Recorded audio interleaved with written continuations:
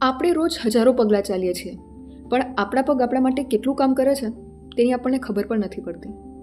Hi, this is Dr. Prachi Bhansali, your physiotherapist, and today let's talk about something very basic yet very important. તમારા ફૂટ આર્ચીસ વિશે, અને શા માટે flat fit આટલી બધી તકલીફો આપી શકે છે.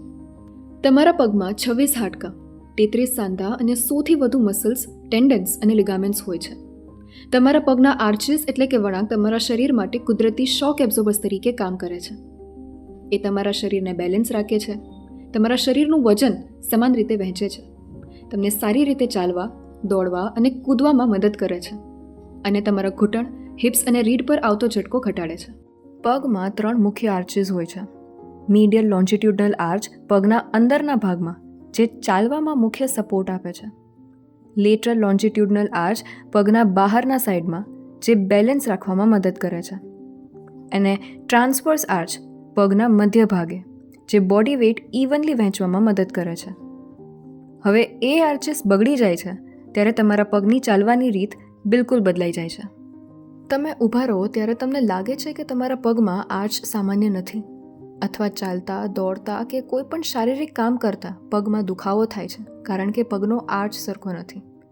જો તમને આ વસ્તુ લાગતી હોય તો જાણો કે આ સ્થિતિને મેડિકલ ભાષામાં ફોલન આર્ચીસ અથવા પેસ પ્લેનસ કહેવામાં આવે છે. સામાન્ય ભાષામાં તેને ફ્લેટ ફીટ કહેવામાં આવે છે.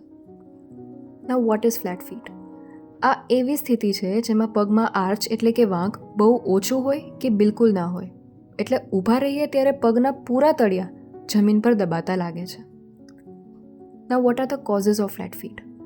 બાળકોમાં ફ્લેટ ફીટ હોવું સામાન્ય વાત છે, અને કેટલાકમાં આ સમય સાથે વિકસે છે, કારણ કે પગના અંદરના નાના મસલ્સ નબળા હોવા, વધારે વજન હોવું, લાંબા સમય સુધી ઊભું રહેવું, ગર્ભાવસ્થા, ખોટા અથવા અનુકૂળ ન હોય એવા ચંપલ પહેરવા, કાફ મસલ્સ ટાઈટ હોવા અથવા લિગામેન્ટ્સ ઢીલા પડવા. હા, ફ્લેટ ફીટ ફક્ત ફીટમાં જ ના રહે, તે તમારા શરીરના ઘણા ભાગોને પણ અસર કરે છે. એડીમાં દુખાવો, પગોમાં થાક, ઘૂંટણ અંદર તરફ વળાઈ જવું એટલે કે ની વાલ્ગસ, હિપ્સ અને કમરના ભાગમાં દુખાવો, અને લાંબા સમય સુધી ચાલવામાં કે દોડવામાં દુખાવો. હવે જ્યારે ફ્લેટ ફીટ તમારી ઊભી રહેવાની પદ્ધતિ, બેલેન્સ અને ચાલવામાં દુખાવો કરવા લાગે તો સૌથી પહેલાં ફિઝિયોથેરાપી જ મદદ કરે છે. Let's understand how.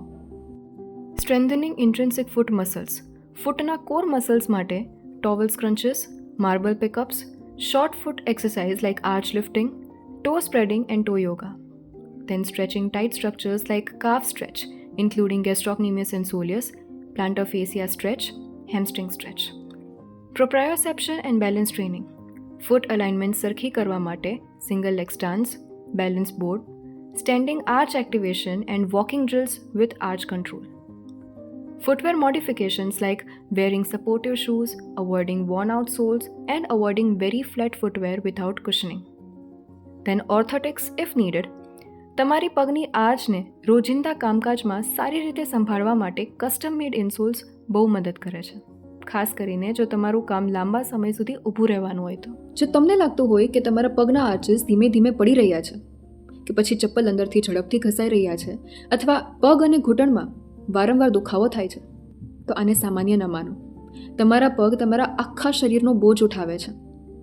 સમયસર કાળજી લેશો તો મોટી સમસ્યા થતાં અટકશે. તો તમારી પગની સમસ્યા માટે તમારા માટે ખાસ બનાવેલ ફિઝિયો પ્લાન માટે મને ડીએમ કરો. Thank you.